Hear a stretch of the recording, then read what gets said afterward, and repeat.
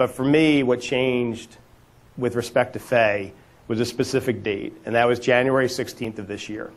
And on January 16th of this year, I found myself in Honduras. I found myself in Honduras with Ramiro and with Kathy and with Debbie and Jordan and Maggie and Felicia Greenfield. We were down there because we were having the ribbon cutting for our first school. And I wasn't going to say this, but just as an aside, we were here last year, and we talked about building that first school. But for that first school to truly be a reality now, it's amazing. And not only that, but as it said in the video, we've already started. This month, we started building our second and third schools. And with the money that we've raised tonight, we're going to go on to the fourth and fifth and sixth. And it's really just an amazing thing that has grew out of the hard work of one individual and the caring of one individual.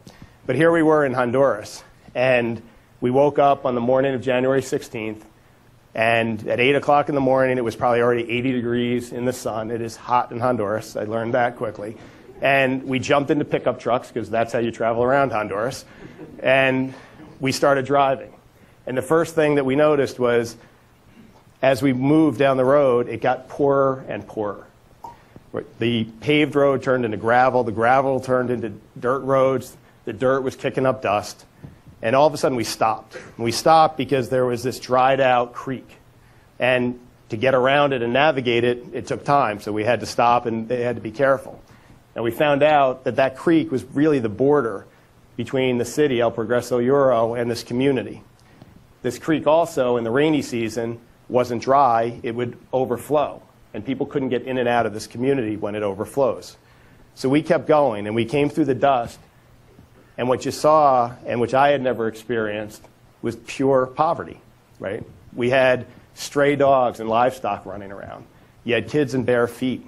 The houses, and all the houses for some reason were on our left, they weren't even houses. They were sort of structures. It was a concrete wall on one side and an aluminum fence on the other with a makeshift roof to keep the sun out on hot days and try to keep the rain out when it rains.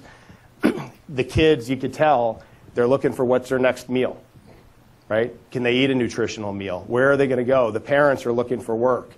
And you saw the pictures in the video. And as we kept moving down and we got to the school, I think we were all choked up. We all realized that something incredible was going to be happening. And let's put in perspective what the school was.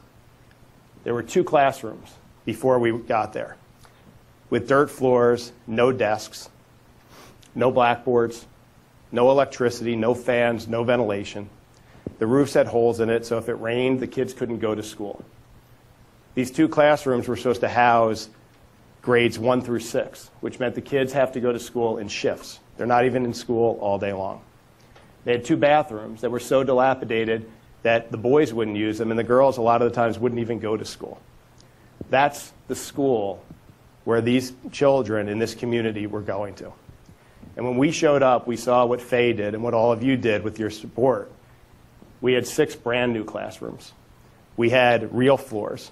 We had desks and chairs that were made by local artisans. There were fans, there was electricity, there was ventilation, there were blackboards, there was a map of the world, so these kids could see in the world that they lived in. There was a roof, so the sun wouldn't get in, and neither would the rain. We built 6 brand new bathrooms, right? Clean, hygienic, that were private and safe and had locks on them. We gave out book bags to each of the kids that had school supplies. They had clothes or uniforms and shoes made by local artisans. And these kids took these book bags and they grabbed onto them like they were life preservers if they fell into the ocean and couldn't swim. And then Ramiro had come to us because we saw this one thing. He came to the board before we finished building the school, and he said, I think we should put a playground in. And the board's question was, which is responsible, well, how much does it cost, right? And like everything in Honduras, not a lot. So we said, sure, we'll throw that in. But that wasn't a throw-in. When we got there and the kids started to show up, the joy on their faces, the smile on their faces, they jumped onto this playground. Okay? Young and old, big and small, they were on this playground, and they played on this playground from the morning until night. They all helped each other. The big kids helped the little kids. They shared. They got in line. The parents, on the other hand, were sitting in the shade, and they were sitting in the shade because they never had to go over and say a word to these kids. There was no altercations. There was nothing to break up. It was just kids so excited to have this playground, so excited to be someplace that they felt safe and part of a community. And that's what we're doing. We're not just building schools. We're building communities. We're building hope. We're building opportunities. We're giving these kids the opportunity to learn. And all of you guys have done that for us. So thank you so much for being here. Thank you for your support. And now I'm going to ask Maggie McGuire to come up and say a few words.